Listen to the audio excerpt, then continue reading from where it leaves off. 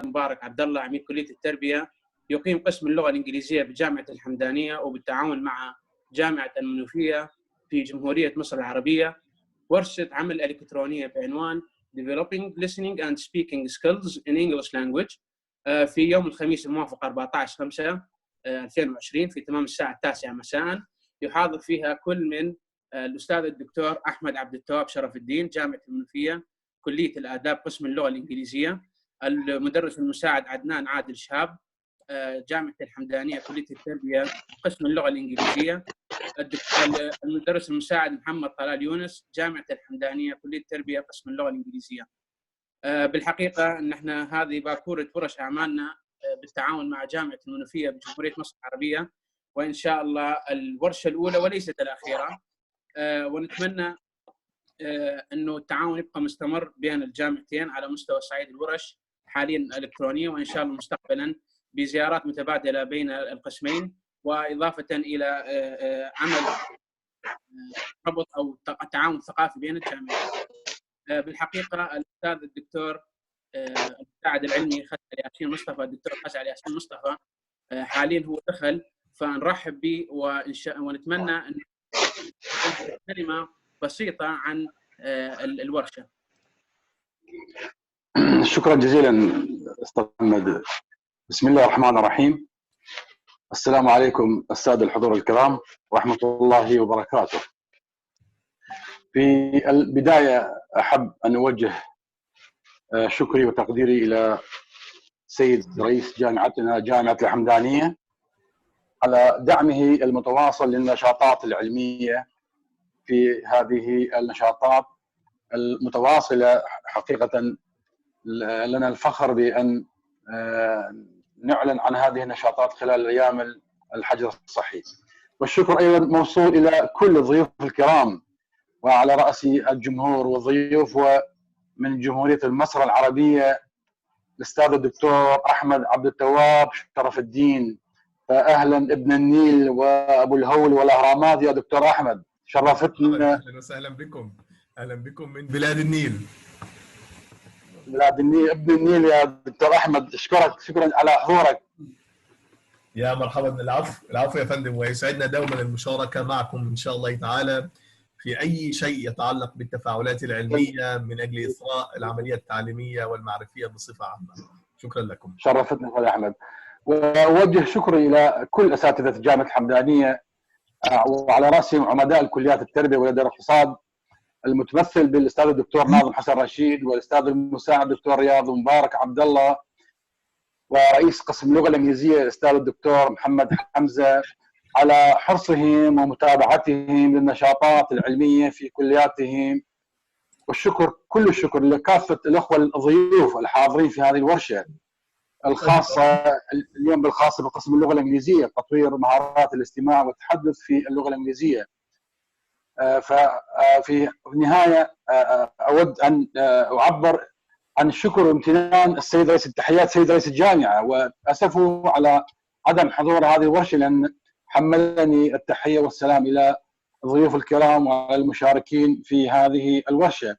وأتمنى من الله سبحانه وتعالى التوفيق للسادة الأخوة المحاضرين وعلى رأسهم الدكتور أحمد العزيز والمشاركين الفائدة من هذا.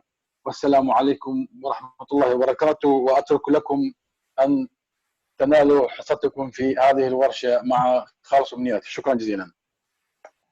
شكرا للدكتور خزعل ياسين مصطفى المساعد العلمي لجامعتنا.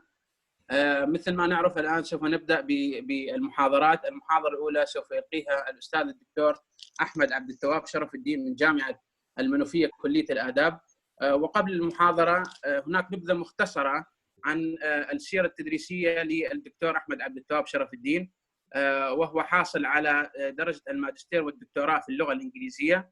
عمل في مصر والولايات المتحدة الأمريكية وتركيا. حاصل على منحة فول برايت للتدريس في جامعة ولاية نيويورك بالولايات المتحدة الأمريكية للعام الدراسي 2007-2008. قام بالتدريس في جامعة ويليام أند ماري بولاية فيرجينيا بالولايات المتحدة الأمريكية. قام أيضا بالتدريس في جامعة ويك فورست في كارولينا الشمالية. قام بتأليف كتابين حول دور اللغة ودوره في مجال السياسي والاجتماعي. قام بتقديم برنامج تلفزيوني عبر القنوات الفضائية المصرية في مجال العلوم اللغوية. عمل أيضا في البرنامج الصيفي لكلية ميدلبري بولاية كاليفورنيا، يعمل كمترجم فوري في المؤتمرات الدولية داخل وخارج مصر. وفي الوقت الحالي يعمل في مجال التدريس اللغة الإنجليزية والصوتيات والمحادثة وامتحانات التوفل ورفع مستوى الكفاءة اللغوية للتدريسيين. مثل ما نعرف الورشة عبارة عن تطوير مهارات الاستماع والتحدث باللغة الإنجليزية. يعني الورشة هي ترجمة العنوان لغير الناطقين أو غير المهتمين باللغة الإنجليزية. ولذلك راح نفسح المجال للدكتور أحمد عبد التواب لإلقاء محاضرته، فليتفضل مشكورا. السلام عليكم ورحمة الله وبركاته. I just wanted at the beginning, I just want to make sure that my presentation is already shown perfectly. So let me just make a sharing for my screen here. Hopefully it should work fine. Is it shown now? Can you just see my presentation? Can you just see the slides? عفوا دكتور، يمكن عندك شوية مشكلة بالصوت. إذا عندك مايك أو سماعات تستخدم. طيب كده الصوت أفضل؟ إيه نعم. All right, so I should come closer to the speakers of my tablet. So thank you very much for giving me this opportunity to talk today. So today our topic is all about developing the listening and speaking skills and how to acquire such skills when it comes to increasing our proficiency in language in general. As you probably might know, that we have different skills in order to be able to practice language in a perfect way. We have 4 major skills. Most of the linguists, they talk about that. It's the speaking, the listening, the writing, and reading. But there is something that probably could probably go beyond what we have known. It's something which is called the communicative approaches in acquiring the skills of language. And so the first slide that I have here today, can you just see that? Can you just see the slides? It's clear, it's clear. Okay, so the first slide that I have here today, it says unusual strategies to improve our speaking and listening skills. And I just stressed on the notion, on the idea of the word unusual, and I said yes and yes. Because nowadays and today, we are looking for something that could be not traditional. We are looking for something innovative, something that could be very creative, and that's what we really need nowadays. So today, in my presentation, I would like to summarize very, very few techniques that could be used when it comes to practicing, when it comes to acquiring language. So I'm not going to take a long time because I know that there are other presenters that are going to talk about the same topic. So the first slide that I have here today, the first technique probably I would recommend everyone to handle this approach if you would like just to start learning language from scratch. It is watching movies without looking at the translation. As you probably might know, that most people, when they watch for any kind of foreign movie, they watch the translation or probably the captions, the translated captions. Well, when it comes, if you like just to be perfect in acquiring language, I probably would recommend the first technique here, which is how to watch a movie without giving any attention to the translation. And I just mentioned here, wait a minute, watching movies without actual watching. Again, watching movies without actual watching. I know that could be weird and strange, but this activity, as a matter of fact... I'm so sorry for interruption, but I think we cannot hear you very clearly.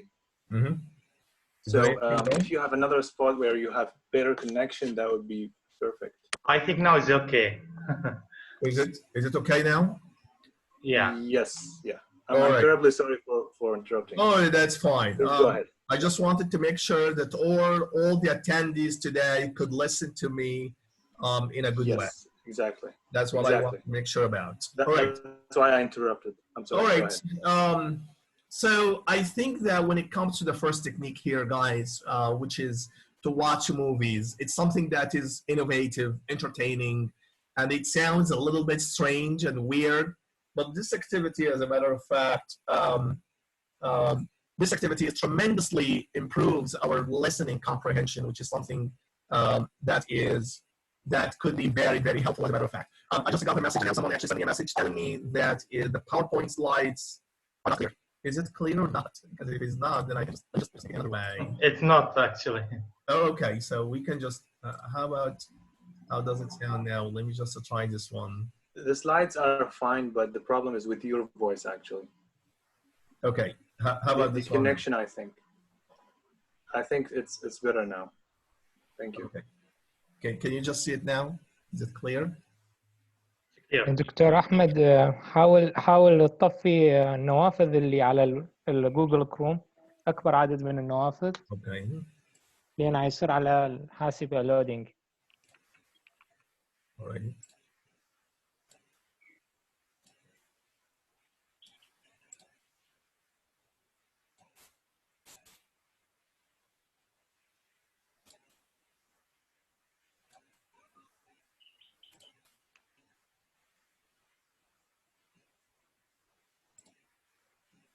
All right.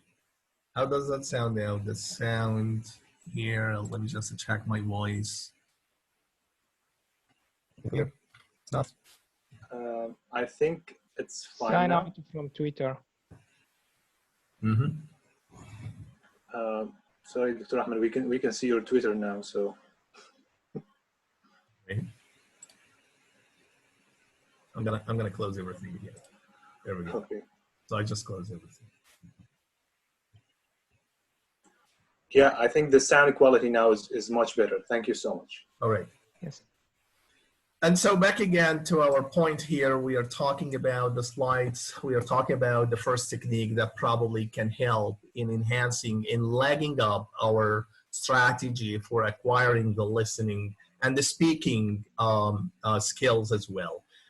So again, as I said before, something that could be very entertaining and at the same time could be practical and interactive, which is in a very simple way, watch a movie. But the point here, if you just ask me to watch a movie, yes, I would say absolutely yes. But the point here, try to watch the movie without giving any attention to the translated captions below. So that's the first point. Now, let's go here. Let's go here to how does it work? This is the question that I'm raising in my presentation. I would actually suggest that you select a movie that you are very familiar with, so you have an idea about what is this movie about. You wouldn't be worried about the plot and the characters. Instead, you would focus entirely, you would focus your attention on the listening part. As you watch the movie without looking at the screen, you will concentrate, you will focus your attention on the events of the movie, imagining the scenes and the context as well, and trying to figure out the details.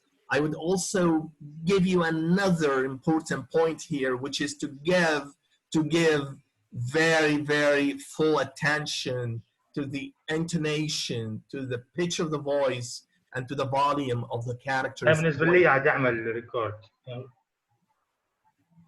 All right. Anything wrong?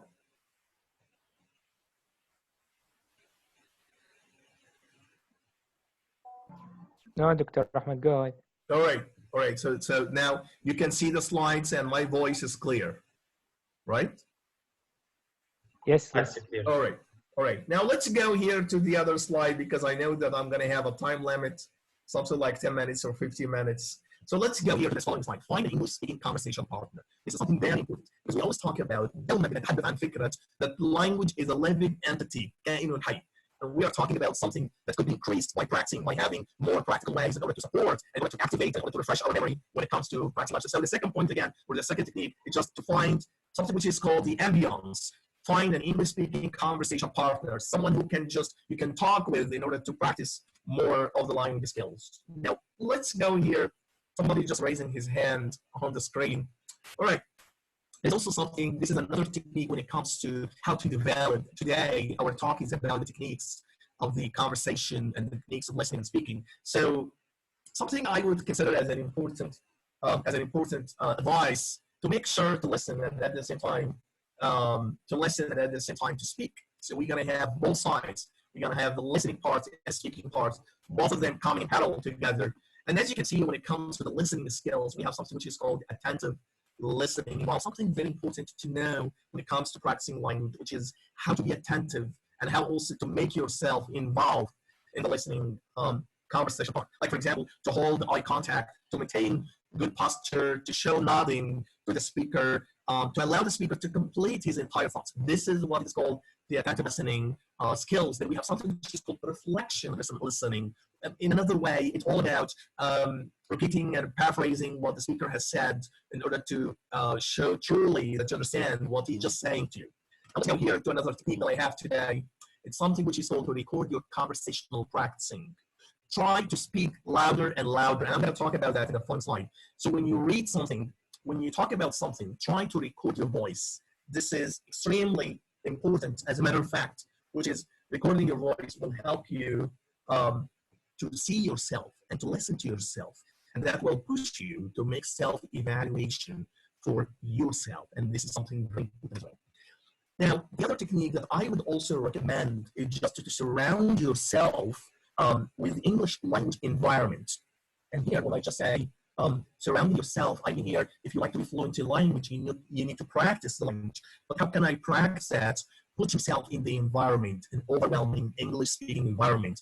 That would really help you a lot to acquire a great level of proficiency level in English. Another technique that I would recommend you to do as well, which is to practice with music and with movies. This is very important. As long as we are talking about language as a way of interaction, then we should have a sense of being interactive with others. One of the ways that probably can help is just to listen to songs and to music that can really help you also to acquire different skills in language. Read aloud. When you make something like when you read the text in English, and you read that, but not silently, but you read that in a loud mood. In this way, that can help you to make your tongue get adaptable to English. كما نقولها بالعربية اللسان ينفك أو اللسان يستطيع أن يجاري استخدام اللغة. Another different technique, and I know that could be very weird as well, which is talk to yourself. It's not going to be a crazy thing. I know that some people probably will say, oh, no, I'm not going to be like a crazy man talking to myself. No, do it. Try to practice. Talk to yourself. Ask yourself different questions. Give yourself instructions all the time, because that would really help you to make practicing for English. Regarding this technique, and as I said, it might sound strange, but honestly, I did that on a personal level for so many times. And I'm still doing this just for the purpose of practicing English. And believe it or not, I found that this is truly very helpful when it comes to practicing language. Finally, and that's probably going to be the final part today, I don't want to talk a lot, just to open the door for more questions. Research shows that people can better and more effectively memorize foreign language vocabulary if they add like multiple types of learning. Again, it's the multiple types of learning at the same time. So all of them happening in a coincidence style, by using the visual technique, by seeing what you are learning, by auditory technique, by just listening, and kinesthetic as well, by doing something, moving, standing, talking to the other side. And when it comes to the visual learning, this is probably going to be the last note that I have.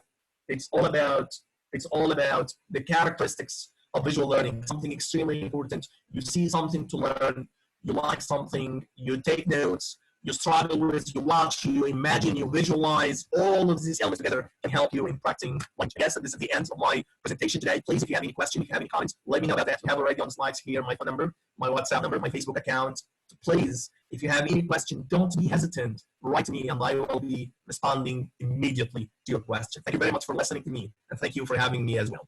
Thank you. Thank you very much, Dr. Ahmed. And now we are waiting for Mr. Adnan to present his lecture. It will be about speaking in English language, how to improve the speaking as a skill.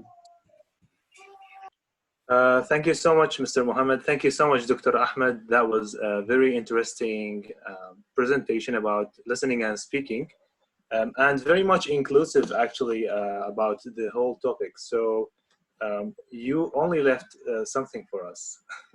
you covered pretty much most of the important points. But in my presentation, I would really love to focus on a little bit the pedagogical parts of developing speaking. So I'm gonna just share the screen with you now.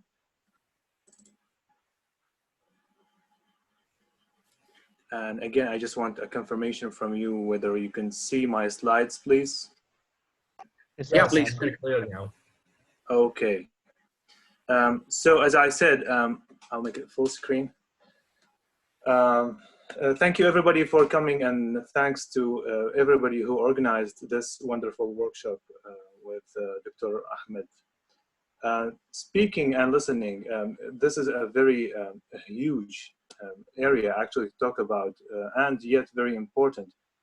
That's why, as Dr. Ahmed said, we need to do a lot actually and practice a lot to try to master the speaking as we try to approach the level of the native speakers of English, and at the same time do much and much more listening to have input, so that we have the speaking, which is the output. Because as you may know, speaking is a productive, skill, while listening is a receptive skill in language theories, they call it so.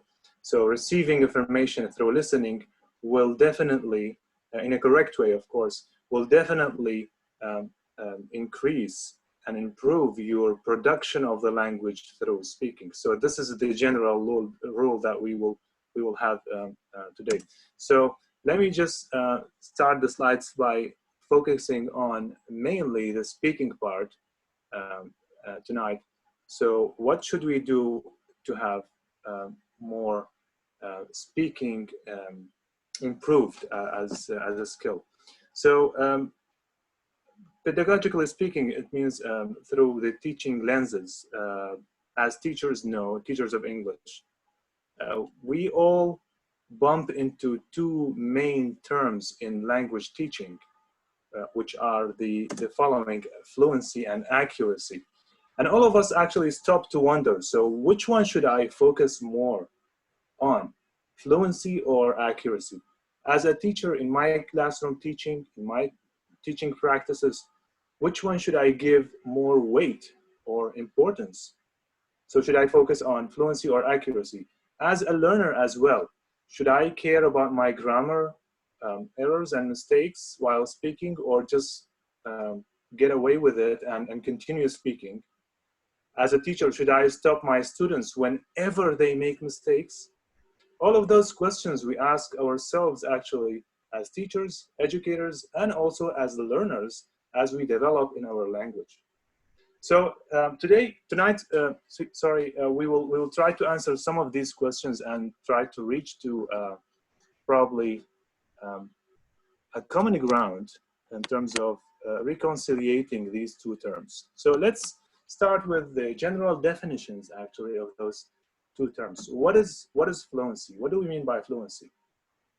I'm taking excerpts from the book of Bailey and Noonan 2005 here.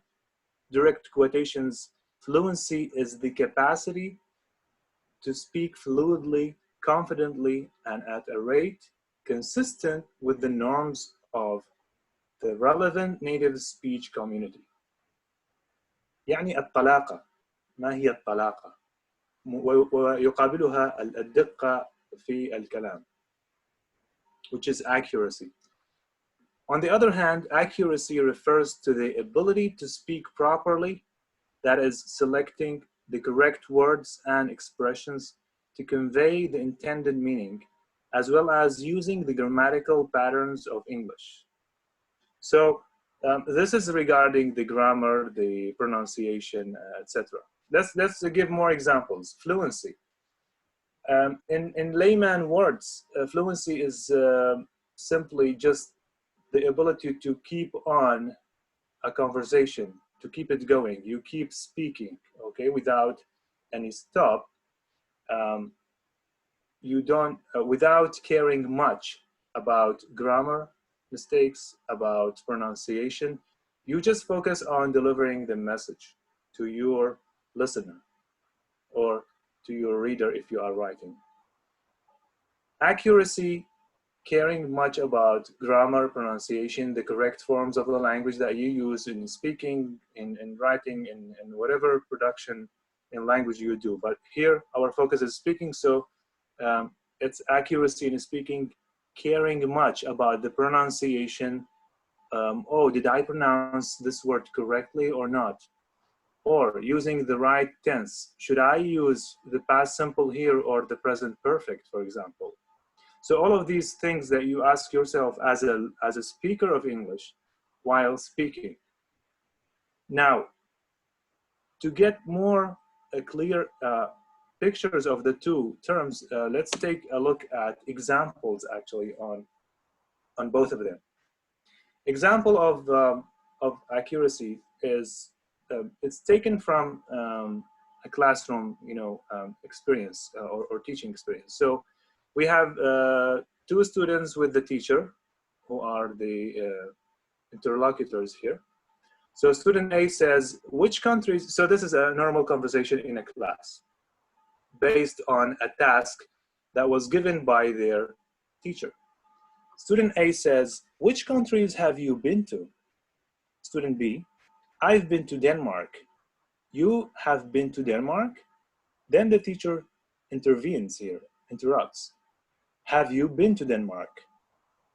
Okay. Then student B corrects himself or herself.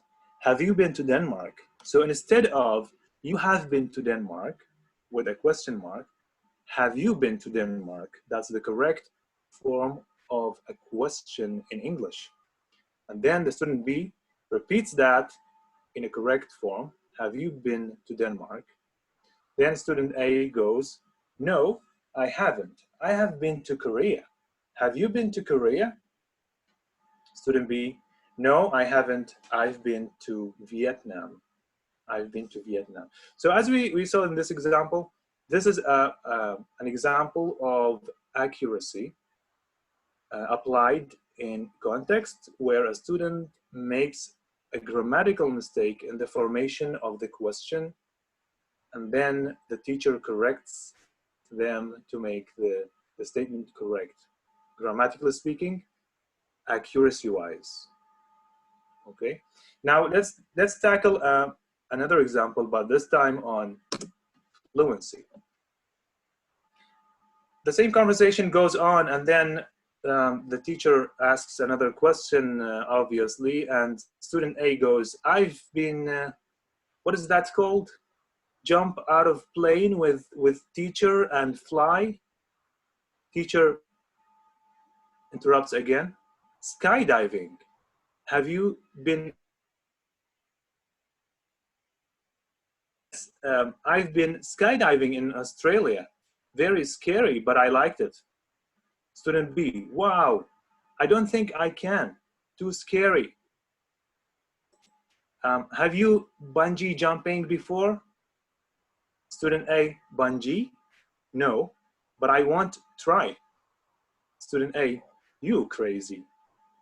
So now my fellow teachers and English major people, if you just look at this text, you will find many grammatical mistakes. You will see horrible actual mistakes in the forms of the language used in speaking.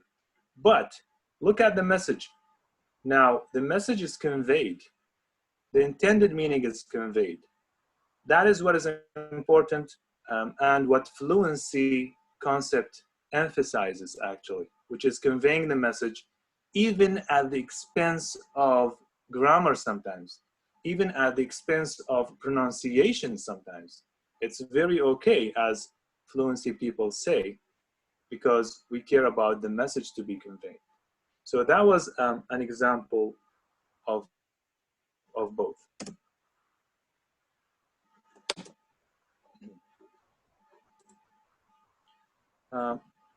Now, the question is, maybe you can reflect on this for 1 minute within yourselves, and then maybe we'll check on it through the Q&A session at the end of this workshop. Which one matters more? So to you as a teacher and as a learner, both. As a teacher and as a learner, which one matters more? Is it fluency or accuracy? So should we give more weight to fluency or to accuracy? Should we keep a balance between the two? Or one of them should overweigh the other? That's a good question to ask for teachers and for learners. As far as research in applied linguistics is concerned, excuse me, fluency actually gains more weight in the beginning or in the earlier stages of learning the language. So if you check research in applied linguistics and linguistics, you will find that most, if not all of them, are in favor of emphasizing fluency over accuracy a little bit, especially, underline that, in the earlier stages of the language learning, because they say you don't want to terrify your learners and the speakers or the learners of English with grammar rules and pronunciation rules right away in the beginning and stop them and stop or curb their motivation to develop and be more fluent in the language. They are in favor of giving the freedom to the students or to the learners to make as many mistakes as they do, provided that they deliver the intended meaning or the message to the listener. So that's what research says. And then in the following stage, when they get a little bit more comfort, or when they get more comfortable actually in the language, they can return to accuracy more and then work on their grammar and pronunciation after they have achieved a certain level of at least some fluency in language. And then they had, or they gained that confidence and motivation to speak the language in the first place. So that's what research says. And that's actually what I actually support as well in person. Now, my presentation is shorter than Dr. Ahmed's actually, and I think I'm almost there. But I have some strategies I would say to develop speaking. So as I told you in the beginning, my presentation focuses more on the pedagogical side. So for classroom teaching, I have some advice for classroom teaching, and then for learners of English as well. So from Bailey and Noonan, provide learners with something to talk about. So in your classroom, I do not expect my students to speak without something to assign them. I need to task them so that they know, and then I need to model whatever activity I assign them to, so that they have the clear instruction from my side, and then they do it themselves. A very good example about that is role playing. So role playing is a very common strategy and activity that teachers around the world follow in speaking classes. Number two, create opportunities for interaction, such as group work or pair work. And this point is very important because it allows those shy students who do not talk. They always hide in the corners of your classes. They do not want to participate. They do not raise their hands. So this is their opportunity actually for interaction. Group work. So if they feel shy to share a certain point with you as a teacher, maybe they will be comfortable sharing it with their peers, with their students, with their friends in the classroom. So group work or pair work would work very good, very well in your classroom. For big classes such that we have, such as those we have in Iraq in specific, we have big classes. You enter a class of listening and speaking. Big classes try to manipulate the physical arrangements to promote speaking. A very good example about that is the inside-outside circle. Inside-outside circle, let me just explain this activity. You have two circles of one inside the other, and then the inside circle faces the outside circle students. So the outside students turn their faces to the inside circle, meaning in bottom line, students should face each other in two circles, okay? One inside the other. And then they make interview summaries. So each one interviews the person in front of them, and then after they finish, you go one or two students to the right, you turn, and you change your partner, you speak, you collect data again, and then at the end of the class, you make a summary. And in this way, everybody would speak, everybody would interact, and then you manipulated and controlled a huge number actually of students and made them all speak at the same time. For the beginner level, as I said, and as research actually says, focus more on fluency for the beginner level than accuracy, and then after gaining some confidence, you can work on the accuracy part. And last but not least, I think this is my last final slide. For learners of English, so what do you need to do to improve your speaking as a learner of English? Listen, listen, and listen. Listening is very important, as Dr. Ahmed indicated. You need to listen to authentic material. Again, I'm using a very applied linguistics term here. Authentic material, it means English or subjects in English, spoken or written, done purely by native speakers of English. So it's not me, it's not you in Iraq who recorded this. For example, it should be, for example, an American or a British person who recorded this listening audio, and then they have to listen to it. I'm a huge fan of Voice of America radio. It's a very interactive educational radio platform. It's a great one. Please share it with your students, and please, learners, listen to it. You can listen if you have a higher level of the language and you want to even improve more. You can listen to TED Talks. TED Talks are amazing. And then NPR, another radio. And you have listenaminute.com. Listenaminute.com. That is for maybe beginner level. It's an awesome website for listening. Practice speaking preferably with native speakers of English or other speakers of English, not necessarily the native. The most important thing that you speak. But in Iraq, for example, here we do not have opportunities mostly to speak with native speakers, so that our students suffer from this issue. That's why we have some online conversation, platforms such as Cambly and BuddyTalk.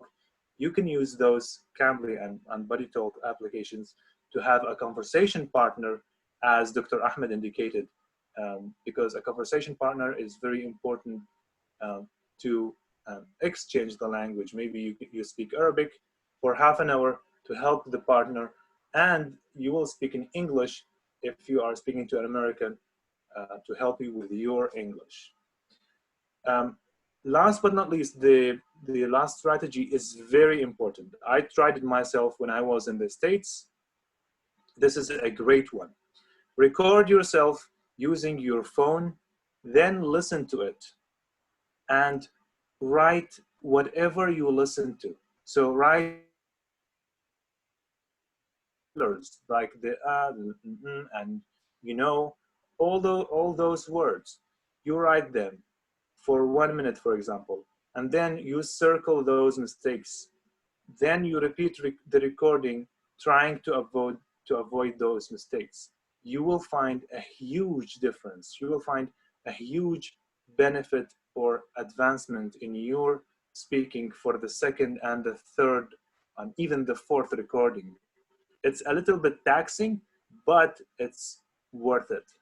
Please try it. And that's actually signaling the end of my presentation tonight. Thank you so much for listening. And if you have any questions, I will be more than happy to answer at the end of the session. Thank you so much. Thank you so much, Mr. Adnan. Actually, you and Dr. Ahmed had left nothing for me, but I will try to follow you. Actually, I will present the last lecture here. My name is محمد طلال يونس، مدرس مساعد في جامعة الحمدانية كلية التربية قسم اللغة الإنجليزية.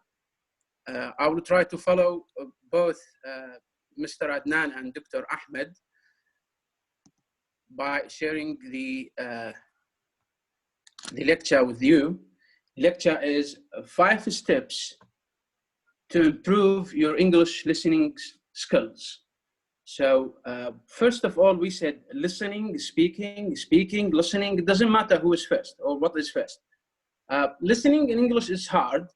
And yeah, it's hard because this is not our language, and we are not native speakers of English language.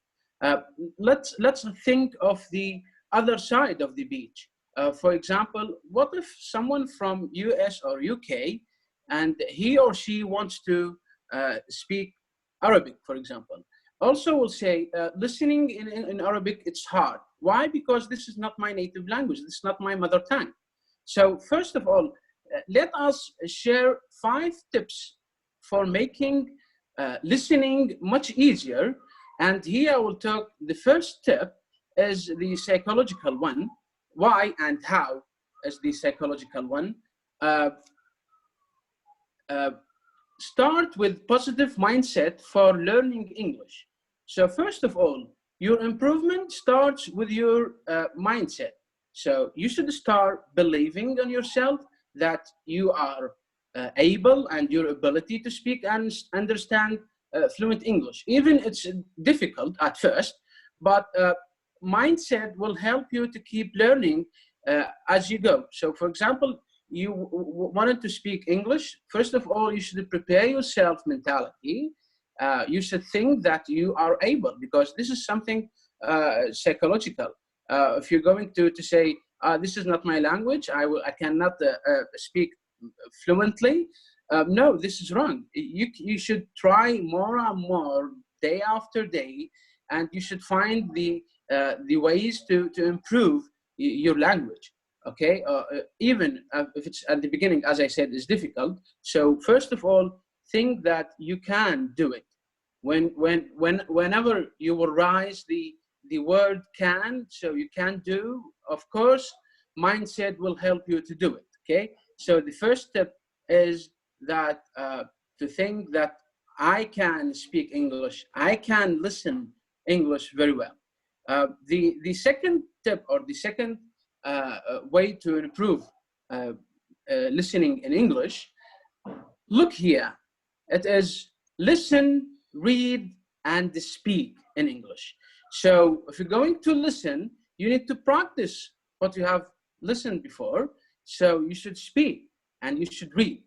I didn't mention here that writing, something about writing, because writing here you will follow the structure of the language, the grammatical rules, but listening is that you're going to receive, as Mr. Adnan said, you will receive the information and vocabularies from the speaker, and then you will already analyze it in your mind and try to answer or to follow the speaker when he speaks. Read, this is that you will going to rise and increase your vocabulary memory, your vocabulary bank in your mind, and speak to practice both listening and reading, to practice both of them in front of the other speakers. So try and find different way to practice your English skills. Don't just read English, speak it, listen to it. These actions will keep you on your toes and open your mind to many different ways of studying the English language. It's important to spend time developing each skill so that you can be comfortable in a variety of situations.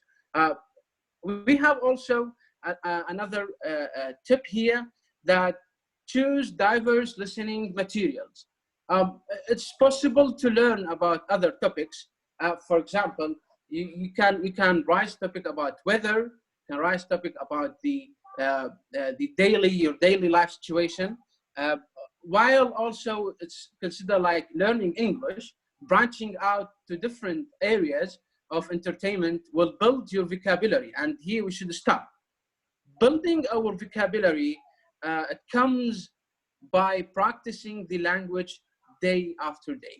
So according to researchers, they said for non-speakers of English language, if you are going to memorize 5 to 10 words a day, after 1 year, you are able to speak for 20 to 25 minutes without stop.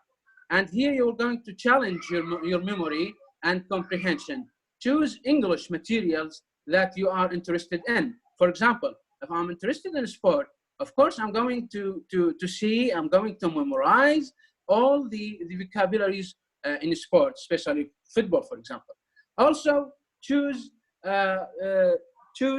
English materials on topics that you are not familiar with. For example, me myself, I'm not interested in politics, so I should know that the vocabulary for politics, for example, or I'm not interested in sport. Why I should know the vocabulary of it? No, you should choose the materials of these topics that you can expand your vocabulary more and more. And also, another tip we have here that, as we said, tip number 5, guess first from the context. Pay attention to what you are hearing and the situations around you. Always ask yourself what you think might come next to the conversation based on your experience and logically, what you would make sense. Take a chance and guess what you might hear next. Learn that certain responses and vocabulary that you might need to use. This will help you preparing yourself for what you are hearing, okay? So guessing first from the context. So the context here means the situation of speaking, the situation of listening. When I'm going to listen, so I should think first, okay, the context is about this point or that point, so I should think, what is the suitable vocabulary I should use here, okay? Another tip we have here is understand the big ideas. So understanding the big ideas, a big part of speaking English is using the correct sentence structure. And here I mean structure is the grammar. As you know, in English language, we have the structure is subject first, then the verb, I mean the simple sentence, then the complement, okay? In Arabic, for example, راح يكون الفعل بالبداية ثم الفاعل ثم التكملة. هذه اختلافات اللغة اللي هي تختلف تركيب اللغة من لغة إلى أخرى. Okay? In English, for example, not like in Arabic, we put stress on different syllables and rise our voices at specific places of the sentences. So when I'm going to ask, for example, a question for someone, where are you from? So here I'm stressed on a different syllables and rise the voice of a specific place in the question. Why? Because this is the rules of English language. So when you are going to listen to somebody asking questions, you should figure out that why he stressed on different syllables and rise his voice at the specific place or a specific point. Focus on stressed keywords to understand the most important information in conversation. Let go of trying to understand every single word. So which means that your mind should understand every single word. Why? Because it's more important to keep up with the conversation and comprehend the main idea. If somebody will speak about the downtown or city center at his city or her city, so you should comprehend the main idea of the speech or the main idea of the topic in general. So once you can step back and make general understanding your goal, you will be able to fill in the details and solve any adapts or problems later by asking questions. So after the speaker finishes his speech, so you can stop here and go back, making understanding for your goals of the conversation. Then you are able to fill the details of the conversation and answering all the questions by asking the speaker himself or herself. Okay, good. These are 5 tips how to improve our ability in listening in English language. What are the steps? Here we have steps how to improve it. Okay, so the benefits اللي هي الاستفادة. كيف نستفاد? Why it's benefit for us? The steps to improve your listening. First, face the speaker and maintain eye contact. And here is the body movement. So you should have an eye contact with you and with the speaker. This is a hidden message between you and the speaker to say, I'm already following you, I'm already with you, I'll try to be focusing on your speech. Step number 2, be attentive but relaxed. So Dr. Ahmed, he already mentioned that how to be attentive, but what about how to be relaxed? Because because all of us, we are human beings, so we should know how to be relaxed and don't show that we are attentive. First of all, you should be present, give attention, apply or direct yourself. Also pay attention to his speech, remain ready to serve what he said, okay? At this moment, you will be relaxed, and it's important thing to be attentive. The dictionary actually says that to attend another person means that, as we said, be present, give attention, direct yourself, okay? Step number 3, keep an open mind. And here we should stop. Keeping an open mind, this is here we are going to talk about the language culture from country to another country. يعني لازم نكون احنا متفتحي العقل. As we see in movies and listening in news, that it's normal when someone, I mean a child or a kid, he can interrupt adult and he can speak first or second. But here in our culture, we are going to listen that why he stopped me, why he interrupted me. But keep in your mind that, as I said at the beginning, we are not a native speaker. I'm not a native speaker, and even I'm not the second native speaker. So first, if I'm going to open my mind and listen to other people, how they speak, then listening without judging the other person or mentality criticizing the things that he or she tells you, okay? Here, go ahead and try to be comfortable with it because you're going to comprehend all the information, all the situation of the speech itself, okay? Step number 4, listen to the word and try to picture what the speaker is saying. I said that listen to the words. So allow your mind to create a mental model of the information being communicated, whether it's a literal picture or an arrangement of abstract concepts. يعني بمعنى انه لازم احنا نرسم في مخيلتنا فصورة عن ماذا يتحدث الشخص الامامي، وكيف هي الحالة اللي ممكن احنا نخلقها داخل عقلنا حتى لو كانت صورة حرفية عن الموضوع. Okay? Step number 5, do not interrupt and do not impose your solutions. Okay? So here again, we are going to talk about the culture of the language. So I will give you an example that children used to be taught that's rude to interrupt. Okay? So يعني احنا مثل ما نعرف انه الاطفال يعلموهم دائما انه من الخطأ ان تقاطع الشخص الاكبر. I'm not sure that message is getting across anymore. يعني ما اتصور انه حاليا هذا الشيء بقى موجود. Certainly the opposite is being modeled on the majority of talk shows and reality programs. يعني لما نشوف احنا البرامج المحادثة اللي تصير والبرامج الواقعية اللي تعرض في قنوات التلفاز، انه شوفنا هذا الامر بقى صراحة في الفترة الأخيرة طريقة أو أسلوب المقاطعة أصبح أسلوب شائع جدا. Okay, I'm going to finish the last 4 or 5 steps here. Wait for the speaker to pause to ask clarifying questions. So, for example, here when I'm going to answer or explaining this step, you don't understand something. Of course, you should ask the speaker to explain to you, right?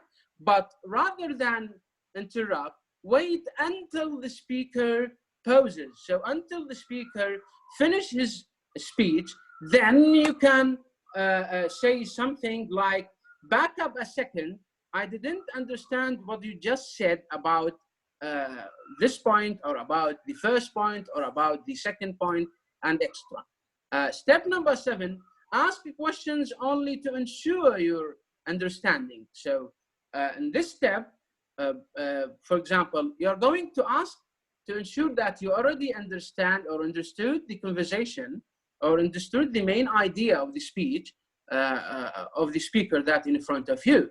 So you should ask question, for example, do you think it's better to do this one, or it's better to keep up with me, and something like this. Step number 8, try to feel what the speaker is feeling.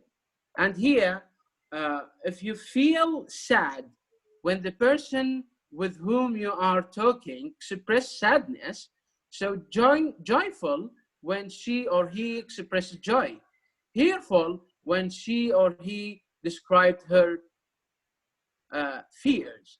So, and convey these feelings through your face expression, facial expression, and even with words. Okay. The last 2 steps is give the speaker regular feedback, and this is very important, that you should give him a feedback or the whole idea that you already mentioned.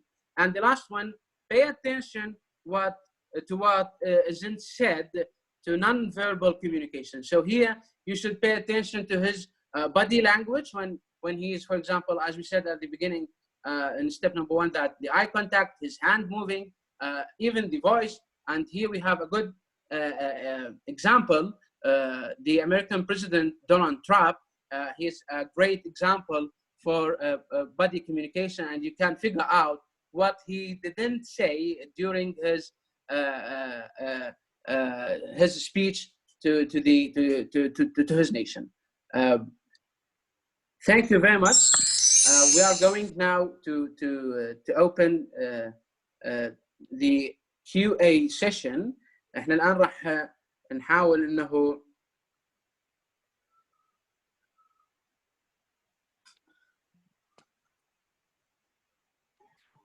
تفضل أستاذ محمد. ألو أستاذ محمد. أوكي، آسف. احنا الآن راح نحاول إنه نفتح مجال للأسئلة عن طريق اللي هو raise hand. أوكي. فقبل هذا الشيء طبعا عندنا كلمة للدكتور الأستاذ المساعد الدكتور مبارك عبد الله، عميد كلية التربية، حول ورشة اليوم، فليتفضل مشكورا.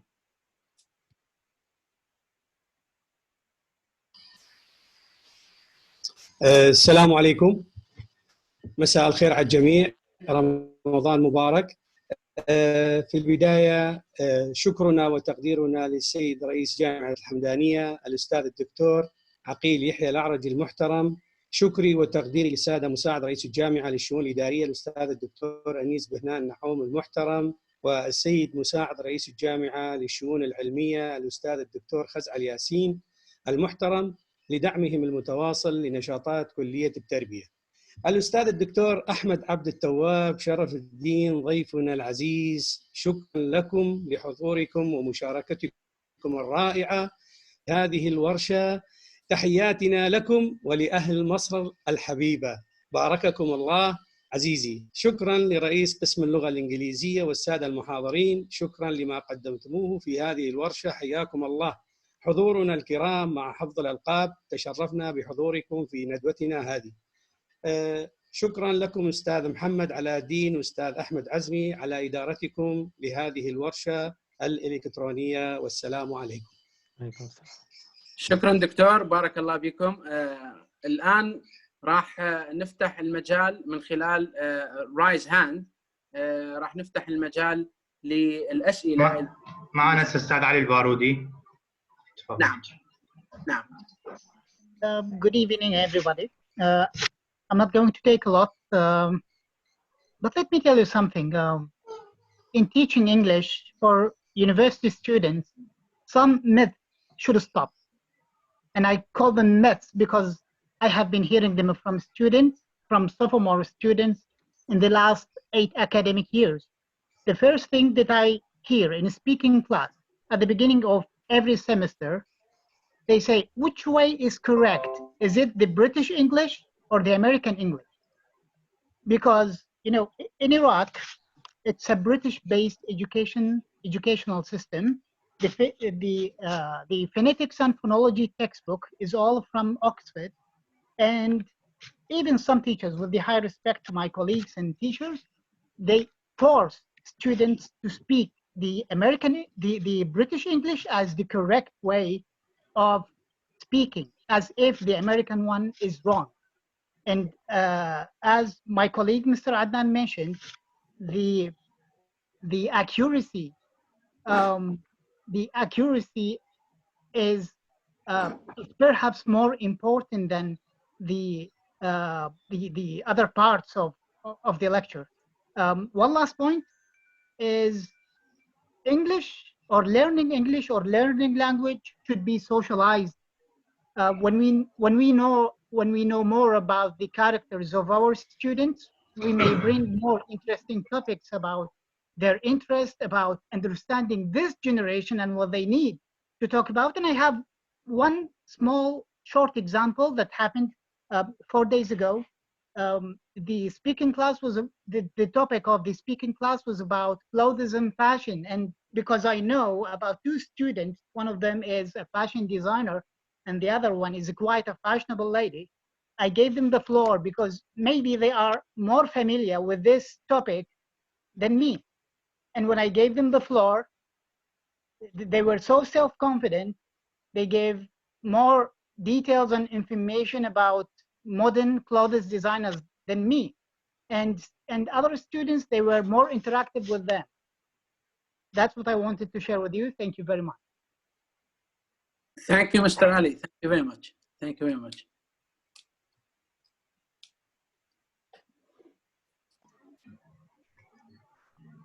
نعم أستاذ محمد أسل. Also, we have Dr. Ghada. She wants to ask a question. لا العفو، بس عندنا يمكن الأستاذ أنور بالبداية رافع يده. عفوا. وراء خلفه. Okay, and the Ustad Anwar Abdel Wahab.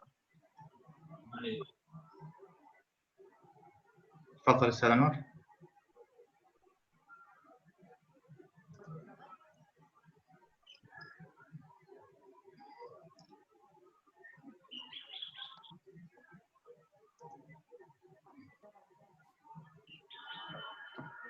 أستاذ أنور. لا أستاذ محمد لا حد لا يدوس أنا ميوت، بس أنا فقط رجعت. تمام. عنده مشكلة أستاذ أنور. خذ اللي بعده أستاذ. تمام. أستاذ عمر. أستاذ عمر رمزي.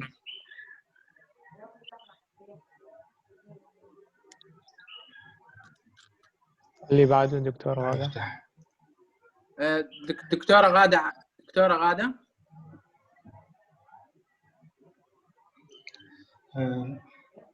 بس انطيني الهوست بدون زحمة. اوكي.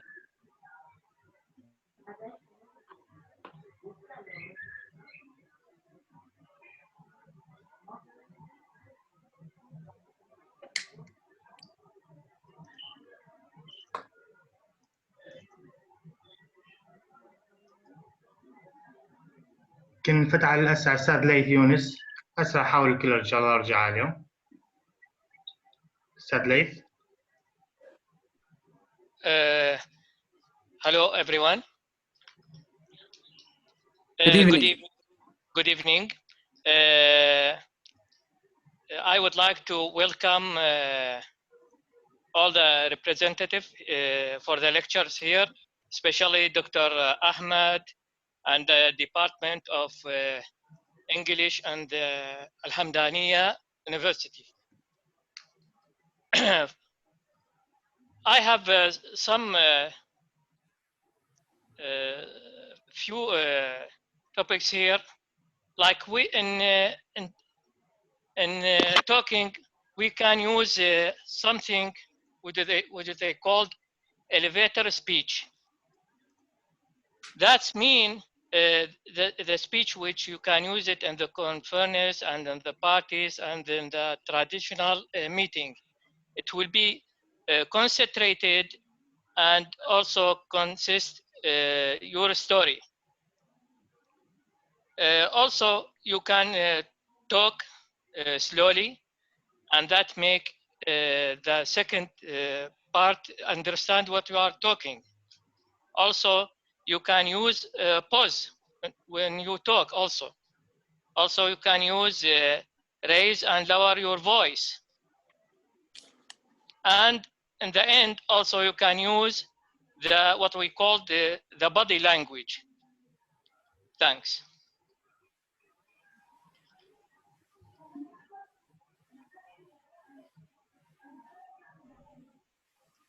All right.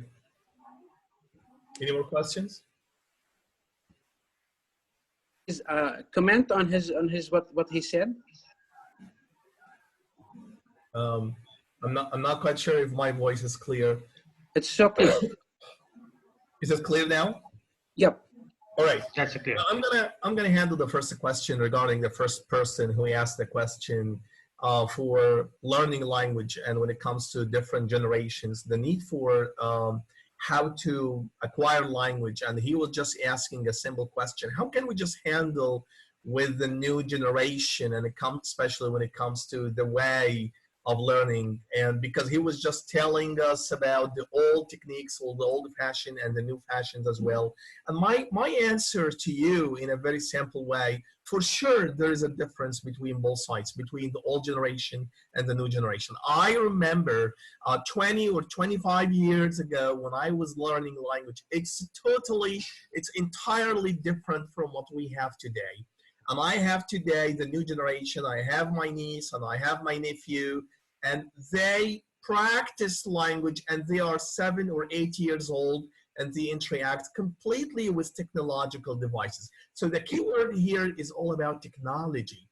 20 years ago, we didn't have such a prosperity, which is technological ways.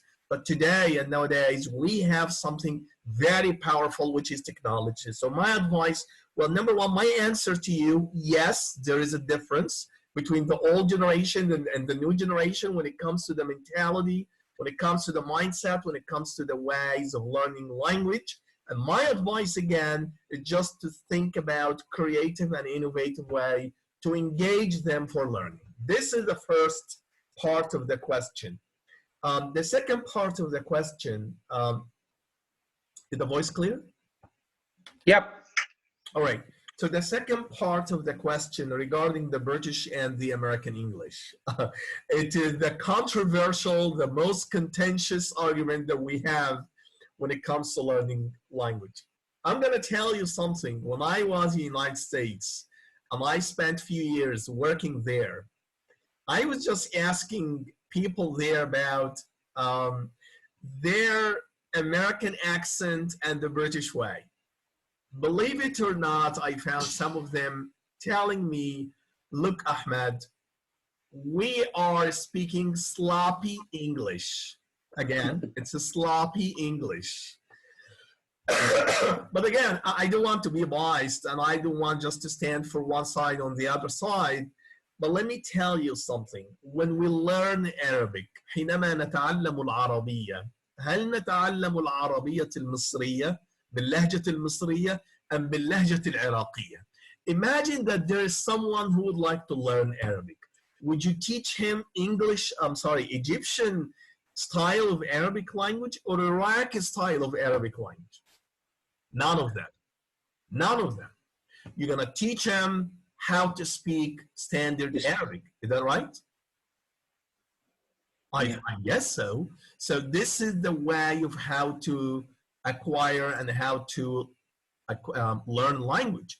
It's not from the very beginning about the American style or the British style, but it's more about how to be clear.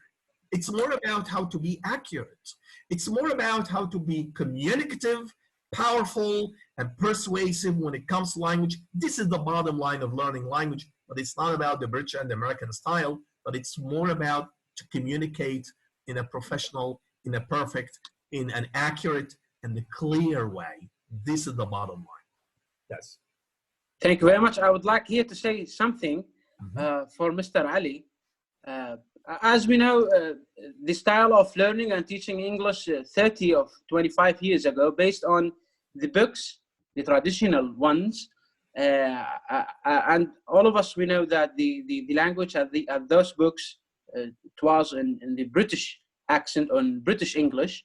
But nowadays, we have 2 points. That the first one, as Dr. Ahmed mentioned, that the technology, so you can via Google, you can via internet, do whatever you want. And second, or number 2, is the media. So after 2003, we have hundreds TV channels, and all of them, particularly every day, show American movies. And here, the media how played a great role of the American accent, how affected the people, especially the learners who wants to learn the language actually. طبعا يبقى لنا سؤال أخير وننطي المجال للدكتور محمد حمزة رئيس قسم اللغة الإنجليزية لإلقاء كلمته.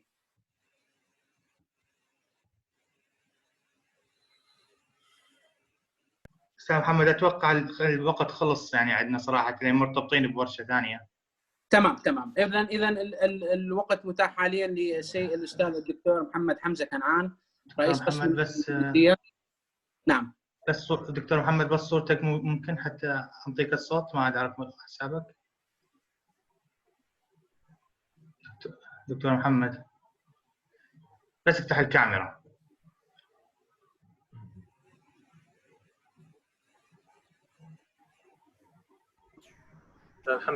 محمد كنعان. تمام. ساعدنا إذا شوف انطي أنت عندك الصلاحية. الو. اهلا دكتور، تفضل. اسمع؟ اسمع تفضل. السلام عليكم جميعا ورحمة الله وبركاته. Special thanks to our dear guest, Dr. Ahmed. Thank you very much, Dr. Muhammad, for having me today. Beautiful presentation of his lecture, and I thank all of you, all of attendants. I have some points. I'll be very quickly. Number 1, which approach to follow in teaching, listening, and speaking? Teacher-centered approach or learner-centered approach? Number 1. Number 2, with regard to Mr. Adnan, he says, which is more important, fluency or accuracy? I think that both are of equal importance. The question is, which comes first, accuracy or fluency? Number 3, with regard to interruption, should the teacher interrupt the student when he makes a mistake, or which strategy he should follow in correcting mistakes or errors? And thank you for all of you. وفي البداية نسينا نقدم شكرنا وتقديرنا العالي إلى أستاذنا الفاضل الدكتور عقيل الأعرجي رئيس الجامعة المحترم على جهوده الجبارة والعظيمة التي يبذلها في إقامة الورش والنشاطات وحضوره الدائم والمميز ومشاركته في تلك الفعاليات، وهذا يدل على اهتمامه البالغ برفع مكانة جامعتنا بين الجامعات الأخرى، وقد تحقق الكثير بفضل جهوده المتميزة. وشكر تقدير خاص إلى السيد المساعد العلمي الأستاذ الدكتور فزع ياسين والدكتور رياض وجميع العاملين في التعليم المستمر، وعلى رأسهم السيد تشمولة والسيد أحمد عزمي على التسهيلات التي قدموها لنا من أجل الموافقة على إقامة ورش. شكر وتقدير خاص إلى أستاذنا الكبير أحمد عبد التواب شرف الدين، فأهلا ومرحبا به، حياكم الله. كما نرحب أيضا بالضيوف الكرام، وشكرا للجميع والسلام عليكم ورحمة الله وبركاته. Actually, the first question will be Dr. Ahmed, he will answer it. The second, Mr. Adnan, he will answer it, and I will answer the last part of the questions.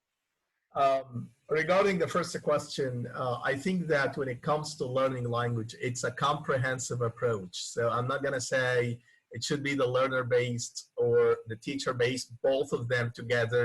We can also add some other different approaches that could be unusual, that could be creative and innovative as well. Something that we probably can use all-inclusive ways for learning language, because at the end, knowledge, it's all about the product, and we have the producer of the product, and we have the consumer. So the old ways before, like we should have the knowledge producer and someone who's receiving that doesn't work nowadays. Today, knowledge is consumed and is produced by the same person. So I'm going to stand for the idea to have a comprehensive approach for both sides. This is regarding the first point. Okay, thank you very much. Mr. Adnan, please, second question. Okay, thank you, Dr. Mohammed Hamza, for your comments. Thank you for being part of the presentation with your question. I think, yes, both are important, accuracy and fluency. And as you said, and I said also in the beginning, maybe one in the beginner level of the language, in a very earlier stage of the language learning, maybe one can focus on fluency more than, a little bit more than accuracy, so that students are not becoming, afraid of the language or making mistakes. So maybe we can forgive the students for making some grammatical mistakes or pronunciation mistakes in the beginning, just to get some fluency, confidence, and motivation. After that, in the next level of the language learning, maybe we can focus on both equally and treat the fluency and the accuracy issues alike in that level. So, yeah. Thank you very much. And the last part of the question, or the third question, is it's important to interrupt the students when he makes mistakes. Yeah, of course, it's not important, but when? At the first two levels of learning English language, as we know, we have 6 levels of learning English language or any language. So at the first 2 levels, it's not important to interrupt the students or stop him when he is talking and saying, no, this is wrong, you should read it again, or you should say it again, or you should say it in this way, or correcting his pronunciation. Actually, as I said at the beginning, this is something psychological. Then the students or the learner will feel that he did something wrong, and his motivation will be low, and this will lead him to stop learning. No, you can correct his mistakes after finishing his speech, or after finishing his dialogue, or a passage when he is reading or speaking, or even when he is listening and understanding wrongly your speech. So once he finished his speech or his reading, then you are going to say, thank you very much, but you should think about that word, you should change it, and it's better to say it in this way, not in that way. Okay, I think this is a great motivation for him to learn more and more. And as we know, the English language is not a drink that we drink it and the next day we can speak fluently, but you can do it like I think, as I said, day by day, getting a great experience, and then you will be at least you can express yourself, okay, with the native speakers. Thank you very much, Dr. Mohammed. قسم اللغة الإنجليزية. تسلموا بالكرم، ممنون. شكرا جزيلا دكتور. بآخر الورشة لحظة والله محمد، يمكن نسينا شكرنا وتقديرنا إلى الضيوف الأعزاء الكرام اللي تابعونا عبر الرابط، فأهلا وسهلا بهم وحياهم الله جميعا. إن شاء الله. شكرا دكتور. بنهاية ورشتنا إن شاء الله، هذه الورشة الأولى وليست الأخيرة. نتمنى الجميع أخذ ولو فكرة عامة عن الموضوع. الدكتور أحمد عبد التواب مشكور شكر خاص على حضوره ومشاركته الفعالة. أيضا أستاذ عدنان شكر خاص على تحضيره وحضوره ومشاركة الفعالة في الورشة.